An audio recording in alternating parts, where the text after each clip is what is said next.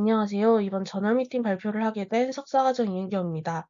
제가 발표할 논문은 Inhibitory Control in Children with Disorder, Aberrant Frontoparietal Network Activity and Connectivity와 Predicting Childhood and Adolescent Attention Deficit Hyperactivity Disorder Onset, a Nationwide Deep Learning Approach입니다. 첫 번째 논문은 Brain Communications 저널에 게재된 논문이고, 임팩 팩터는 4.8, 그리고 클리니컬 뉴럴로지에서 Q1 임팩의 논문입니다. 최근에 이미지를 활용해서 틱장애 환자들의 연구가 활발히 진행 중이라고 합니다. 실제로 제가 출장을 다니는 CC랩에서도 이미지랩을 활용한 틱장애 환자들의 연구에 관심이 많이 있어서 이러한 틱장애 환자의 신경생리학적 특징이나 뇌파에서 정상인과는 어떠한 차이를 보이는지 등이 이제 궁금하여 관련 문헌을 찾고 공부하게 되었습니다. 또렛 증후군을 포함한 만성 틱장애는 갑작스럽고 비자발적이며 반복적인 움직임이나 발성을 특징으로 하며 이를 틱이라고 합니다. 또렛 증후군을 포함한 이런 만성 틱장애는 일반적으로 틱의 빈번하고 반복적인 발생으로 인해 인지 억제 및 하향식 인지 조절에 결함이 있는 것으로 생각이 되지만 작업 수행 결과를 보고하는 연구는 모호합니다. 예를 들어서 다양한 인지제어 패러다임을 사용한 선행 연구들에서는 이러한 CTD 환자와 건강한 대조군 간에 작업 수행의 차이가 없다고 보고를 했는데, 대조적으로 다른 선행 연구에서는 대조군과 비교를 했을 때 이 CTD에서 더 나쁘거나 또는 더 나은 성능을 관찰했으며, 이는 인지제어의 잠재적 결함 범위에 대한 불확실성을 초래했습니다. 또한 뇌파를 사용한 연구는 매우 그 수가 적고, 몇몇 개의 이지 연구가 있다고 하더라도 피험자의 수가 매우 적다는 한계점이 있습니다. 본 연구에서는 하이덴시티 이이지를 기반으로 베네피질의 소수 수준, 그리고 이펙티브 커넥티비티를 추정하기 위한 알고리즘을 개발했으며, 여기에 해당 접근 방식을 사용해서 추정되는 비정형 연결성을 확인했습니다. 피험자는 8에서 12세 어린이 95명이었으며, CTD가 있는 환자는 60명, 건강한 대조군은 35명이었습니다. 모든 피험자는 2시간에서 3시간 동안 지속되는 단일 실험 세션에 참여했고, 이 시간 동안 진단 인터뷰, 인지 테스트 및 EEG가 기록되었습니다. 정신과 진단은 만성 틱장애를 평가하기 위해서 Semi-Structural Diagnostic Interview, 그리고 Anxiety Disorder Interview Schedule, ADIS를 사용해서 결정했습니다.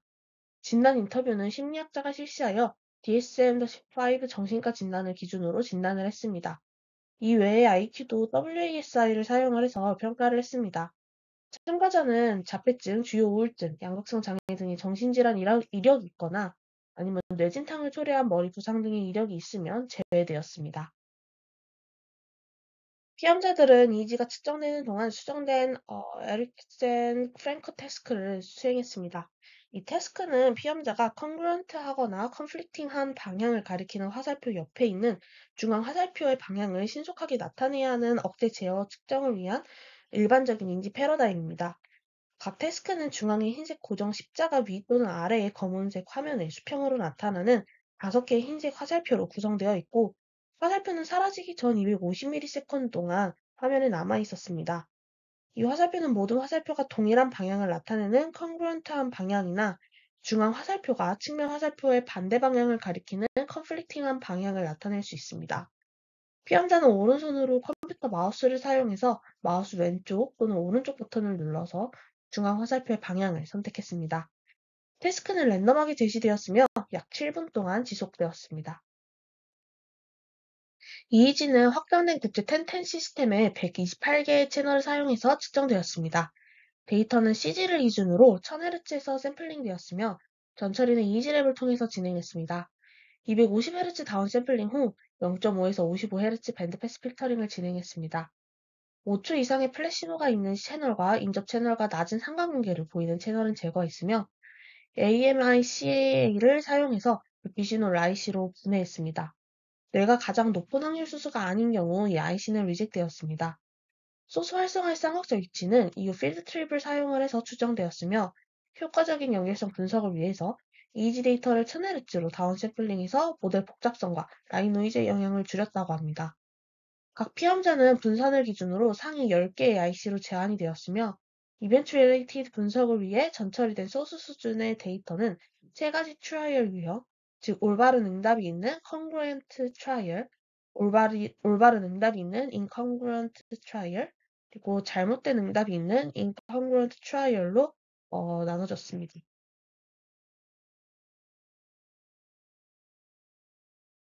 Eventuality spectral perturbation은 자극에 의해 유발된 스펙트럼 전력에서 기준선에 비해 이벤트 관련 변화를 측정하는 시간 주파수 분석 방법입니다.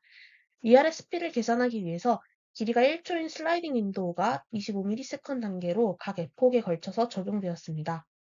주파수 대역은 다음과 같이 어, 이 4개의 대역에서 그리고 자극 제시와 관련된 시간 범위의 평균 ERSP가 0에서 200ms와 Conflict Resolution Response Preparation인 250에서 600ms가 추출되었습니다. 쌍극자는 쌍극자 위치, 사건 관련 전위, ERSP에 따라서 가중치가 부여된 K-민 클러스터링을 사용을 해서 공간적으로 그룹화되었고, 총 이 12개 클러스터 솔루션을 만들었습니다. 그리고 각 피험자에 대해서 70% 이상을 포함하는 클러스터가 스펙트럼 전력 분석에 포함이 되었습니다. 다음은 커넥티비티 분석입니다. 앞쪽에서 설명한 K-means 클러스터링 부분이 이 왼쪽에 있는 부분이고요. Effective Connectivity 부분이 이쪽 오른쪽 부분의 피겨인데, 일단 네트워크 정보 흐름을 조사하기 위해서 소스 수준의 유효한 연결성을 측정했습니다. 서브젝 수준의 연결성을 계산하고 그룹 수준 분석을 수행했으며 각 연결에 대한 주파수 매트릭스를 생성했습니다. 모든 피험자에 대한 분산 쌍극자 밀도가 복제화된 내 모델에 배치가 되었으며 고유 피험자의 최소 70%에 대해 중첩된 평활화된 그런 쌍극자를 포함한 ROI가 분석에 포함되었습니다. 통계 분석인데요. 먼저 사전 선택된 시간 및 주파수 범위에서 스펙트럼 전력의 그룹 차이를 조사하기 위해 K-민 클러스터링 소스에 대해 스펙트럼 파워를 계산했습니다. 펑셔널 커넥티비티 해석을 돕기 위해서 피어슨 상관관계를 이 작업 수행과 함께 중요한 스펙트럼 파워 결과와 임상 지표 사이에서 실행했습니다. 그 후 상당한 스펙트럼 파워 결과가 있는 모든 에리아에 대한 ROI 연결 분석과 함께 전체 내 펑션 이펙티브 커넥티비티를 확인했습니다. 또한 로컬 파워와 로컬 연결성 사이의 관계를 확인하기 위해서 중요한 연결성 결과와 작업 성능 사이의 피어슨 부분 상관관계를 실행하고 스펙트럼 파워 차이를 조사했습니다. 프링커 작업 행동 데이터는 아노바를 사용을 해서 진단 그룹 차이에 대해 개별적으로 테스트를 진행했고, 이 외에도 다양한 통계 방법으로 분석을 진행했습니다. 다음은 결과입니다. 컨그런트와 인컨그런트 트라이얼에 대한 반응 시간의 행동 성과 측정에 대해 환자 그룹에서의 상당한 차이가 나타났으며, 이는 대조군에 비해 CTD 그룹에서 반응 시간이 더 빠르다는 것을 반영합니다. 그 트라이얼 타입 모두 정확도와 반응 시간 변동성은 그룹 간에 크게 다르지 않았습니다. 공변량을 통제할 때 Congruent Trial Reaction Time은 유의미하게 유지되었으며, 성별이나 ADHD 증상을 제외한 나이와 IQ를 통제할 때는 Incongruent Trial Reaction 차이가 계속 유의미했습니다. 플랭커 성능 중 Oscillatory Power는 세 가지 조건에 대한 분석을 위해서 선택된 9개 클러스터에서 분석했습니다. 이 결과는 이제 올바른 incongruent flanker trial에서만 중요했으며, 이는 작업 난이도가 피험자의 고유한 신경 활성화 패턴의 중요한 요소임을 시사합니다. 이런 그룹의 차이는 0에서 200ms와 250에서 600ms 동안 ACC 클러스터에 존재했습니다. 건강한 대조군은 250에서 600ms에서 세타, 알파, 그리고 로우 베타와 하이 베타에서 CTD에 비해서 큰 ACC 스펙트럴 파워를 보였습니다. Correct Incongruent Trial에 대해서만 Effective Connectivity가 분석이 되었습니다. 전체 내 연결 외에도 스펙트럼 전력의 상당한 그룹 차이로 인해 이 ACC와 연결 엣지를 조사했다고 합니다. 이 두 분석을 통해서 정보 흐름에 있어서 그룹별로 상당한 차이가 있는 10개의 연결이 확인되었으며, 그중 전내 분석에서는 7개, ACC 분석에서는 3개가 밝혀졌습니다. 각 연결에는 70% 고유 피험자 인계값 기준을 사용을 해서 최소 66명의 피험자가 포함되었고, 특히 모든 연결은 인지 조절과 정보 통합, 광신 이미지 과정에 크게 관여하는 것으로 알려져 있는 전도연 네트워크 내 영역인 바이어추얼 프리토너스와 미드 싱귤레이트 콜텍스 노드와도 연관이 되어 있었습니다. A 그림을 보시면 대조군은 left precentral, left mid temporal, right occipital cortical source에서 더 큰 정보 흐름을 보였습니다. 대조적으로 CTD 환자는 Mid-Lingual Anterior Frontal Area, ACC, 그리고 Superior Medial Frontal Cortex에서 더 강하고 효과적인 연결성을 보였습니다. B를 보시면 그룹 차이의 시간 역학을 조사한 결과 자극 제시부터 피험자가 반응할 때까지의 기간 동안 정보 흐름의 차이가 발생하는 것으로 나타났습니다. 하지만 정상 대조군의 경우에는 자극 제시 직후 상대적으로 강한 정보 흐름이 보이는 기간이 나타났습니다. 왼쪽 편에 보이시는 이 피겨 6를 통해서 대조군의 경우 200ms에서 400ms까지 왼쪽 전 중심회에서 오른쪽 전두엽까지 더 큰 정보 흐름을 보여서 운동 기질의 차이가 처음으로 나타났고 CTD 환자는 이 영역에서 비정형 운동 신호가 전달되지 않은 것을 알 수 있습니다. 오른쪽의 피겨 7을 보시면 대조군은 레프트 프리커니어스부터 라이트 오시피탈까지 큰 값을 보이는데 CTD는 라이트 프리커니어스부터 ACC까지 강한 초기 커넥티비티를 보여줍니다. 본 연구는 CTD에서 Cortical Source Evolved Eventuated Brain Oscillatory Dynamics와 Effective Connectivity에 대한 첫 번째 연구입니다. 전반적으로 CTD가 있는 어린이는 ACC에서 더 낮은 스펙트럼 파워를 보였지만 일반적으로 발달하는 컨트롤에 비해서 비슷한 수준의 작업 정확도에도 불구하고 ACC와 다른 정중선, 중앙위, 호박 영역 사이의 인과관계 정보 흐름이 더 높았습니다. 또한 전체 뇌 연결 분석에 따르면 이 미드 싱귤레이트와 프리큐니어스는 왼쪽 전중심, 왼쪽 측두엽, 위 양측 후두 노드와 같은 여러 운동과 감각 영역과의 연결이 CTD에서 비정형적인 전두정역 네트워크 허브 역할을 하는 것으로 나타났습니다. 그리고 ACC 활성화의 약화와 전두정엽의 주위 네트워크 내에서 노드 사이의 높은 정보 흐름은 틱 손상과 더 빠른 반응 시간 및 더 나쁜 억제 성능과 유의하게 연관되어 있다는 것을 알 수 있었습니다. 본 연구에서는 정상인과 CTD 환자와의 신경 역학에 상당한 차이를 관찰했고 리포트했는데 이는 다른 이벤츄얼리티드 포텐셜과 펑셔널 MRI 연구와도 일치하는 결과라고 합니다. ACC는 연결 패턴에서도 두 그룹 간의 차이를 보였는데 이는 인지 억제 과정에서 핵심 역할을 한다는 것을 시사하며 더 큰 틱 손상이 이 ACC 활동의 약화와도 연관이 있다는 것을 나타냅니다. 본 연구는 어린이, 특히 이런 어린 환자들의 경우에는 데이터를 확보하기 쉽지 않은데 다른 연구들에 비해서 많은 수의 데이터를 확보하고 연구를 진행했다는 점이 강점인 것 같았습니다.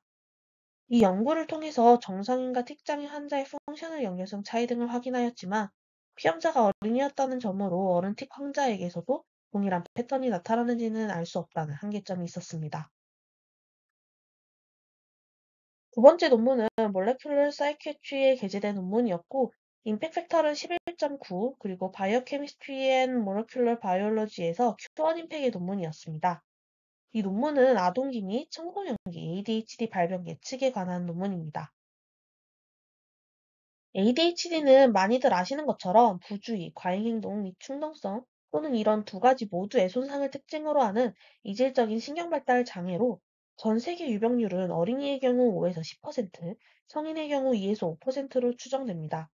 ADHD도 보통은 임상 전문가의 대면 인터뷰나 설문을 통해 진단을 하는데, 진단을 놓치게 되면 다른 정신 및 신체 질환의 악화로 이어질 수 있습니다.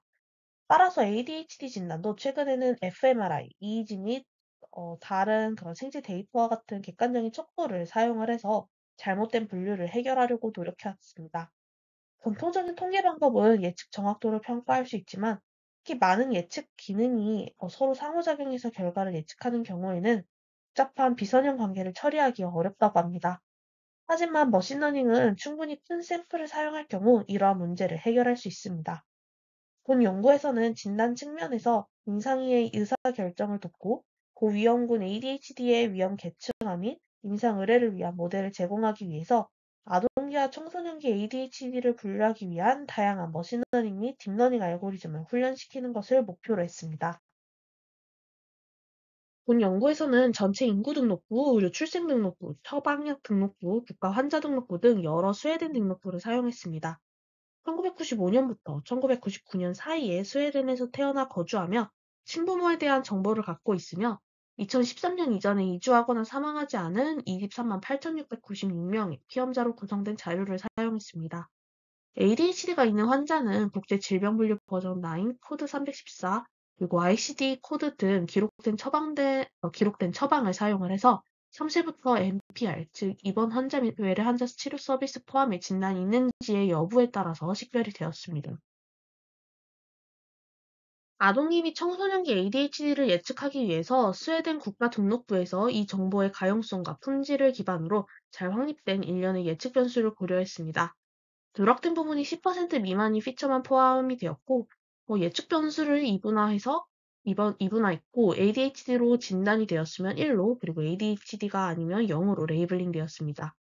ADHD 진단이 16세 이전에 발생한 경우에는 0으로 레이블링했으며, 범죄 유죄 판결 유무 또한 피처에 포함했습니다. 친부모님과 관련된 예측 변수에는 임신 중 산모의 담배 사용, 임신 기간 등이 포함되었으며, 부모님 중에서 범죄 경력이 있는 경우, 또는 이런 부모님의 정신장애와 관련해서 추적 관찰 전이나 도중에 발생인 경우 ADHD, AUD, 불안 등을 모두 포함했고, 총 40개의 피처가 선택이 되었습니다. 모든 피처에 대해서 제로 밸런스와 니얼 제로 밸런스가 확인되고 제거되었습니다. 표기 80%의 계층화된 데이터 분할을 수행해서 훈련 데이터로 사용했습니다. 나머지 20%는 테스트 데이터로 사용했습니다. DNN의 경우 앞서 언급한 80% 분할을 추가로 분할해서 훈련셋의 18%로 구성된 홀더 밸리데이션 셋을 만들고 나머지 82%를 트레이닝 셋으로 사용했습니다. 모든 모델은 독립적인 테스트셋을 사용해서 평가되었지만 DNN 트레이닝에서 K-폴드 크로스 밸리데이션을 할 때 계산 부담을 완화하기 위해서 하이퍼 파라미터 튜닝을 위한 홀더 밸리데이션 셋을 사용했습니다. 3개 이상의 레벨을 갖는 범주형 변수는 원활 인코딩 되었으며 2개 레벨의 범주형 변수는 이진 변수로 사용되었고 정보 유출을 방지하기 위해 분할 후 모든 연속형 변수를 정교화하여 트레이닝 셋에 장착하고 훈련 검증 테스트 셋에 적용되었습니다. 로지스틱 리그레션, 랜덤 포레스트, 그레디언트 부스팅, XGBoost, 나이브 베이스드, 레귤러라이즈드 로지스틱 리그레션과 DNN 모델을 사용했습니다. 더 나아가 크로스 밸리데이션 검증 셋에서 가장 성능이 높은 모델을 결합한 소프트 보팅 왕성불 모델을 훈련했습니다. DNN을 제외한 머신러닝 알고리즘의 경우 보통 그리드 검색을 통해서 훈련 셋의 계층화된 텐폴드 크로스 밸리데이션을 사용을 해서 하이퍼 파라미터 최적화를 수행했습니다. DNN에서는 최적의 하이퍼 파라미터를 찾기 위해서 100번의 이밸류에이션과 베이시안 최적화가 포함된 분산 하이퍼 파라미터 최적화를 사용했습니다. 로스 펑션으로는 바이너리 크로스 엔트로피가 사용되었습니다. 다음은 결과입니다.